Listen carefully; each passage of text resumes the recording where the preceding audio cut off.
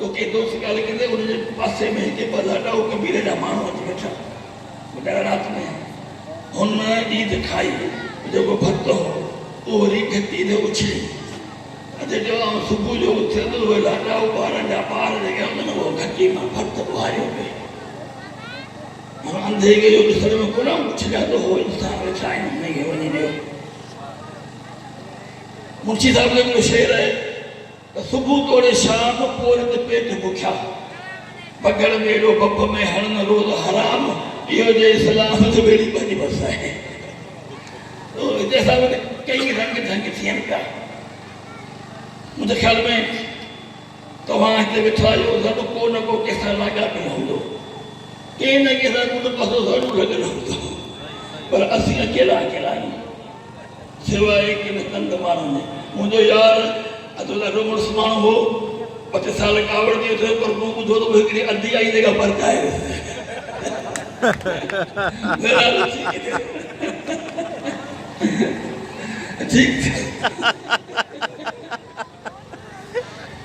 यो धक लगो दे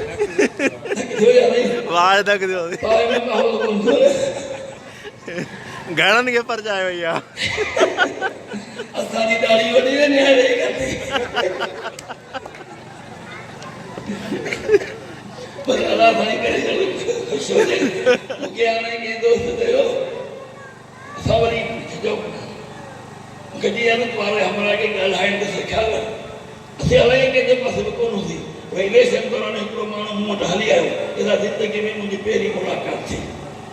असांजे पासे जो वॾो उड़ाई सर सॾिबो आहे हीअं थींदो आहे हू थींदो आहे डॉक्टर मिर्ज़ा इलेक्शन पूरे आयो मुंहिंजे घर में वेही हथ ॾेई चई हाफ़िज़ साहिब मूंखे मुंहिंजी माउ चयो त कूड़ कॾहिं बि न कजे उन करे आउं सच ॻाल्हाईंदो आहियां मुंहिंजो तुंहिंजी माउ पहिरीं दरविया छाणी ॿुधो तुंहिंजो पीउ पहिरियों शरीफ़ तूं त सरदारी लॻे सेवा में त रहंदो आहे पोइ कंहिं मूंखे चयो पर यार खे ॻाल्हाइण सेखारियो ॿुधियो न मूं हुनजो बि ॻाल्हाइण ॿुधो करे मूं बि हिन जो बि कोन ॿुधो पर मारो यार कहिड़ो पियो आहे भेण खां वधीक तोरो वधीक आहे असीं कूड़ छो कयूं दुश्मनी कंहिंसां बि कान्हे जेकॾहिं असीं पंहिंजे ईंदड़ नसुल खे को पहिरियां लतीफ़ आंगन में त बड़ जो ढोरो जिते लतीफ़ ईंदो जे लतीफ़ जो गॾु लिखियो आहे उन माण्हू जी क़बर उते आहे हासे ॻाल्हि इन करे वियुसि जो जिथे रहिया राति से सुहाना हूंदा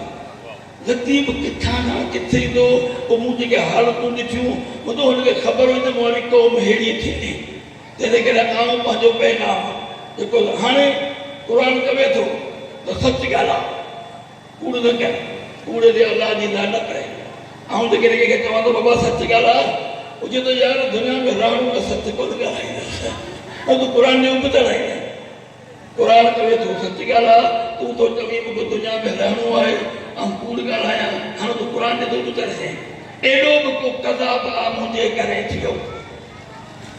सब इश्क जो अज़ाब आ मुझे करे थियो मुसले मथे मथो हणी मूंखे न मार तूं क़ुरान जो किताब आ मुझे करे थियो जन्नत जी जिन्स आया मूंखे न जिन्स जानी जहान ही जनाब आ मुझे करे थियो फिर अर्द खलीफा जो लक़ब केॾो मिलियो अथमि केॾो वॾो खिताब आ मुझे करे थियो आउं जेकॾहिं पाण खे इहो ईअं सॾायां थो ऐं पोइ माण्हुनि खे दगा ॾियां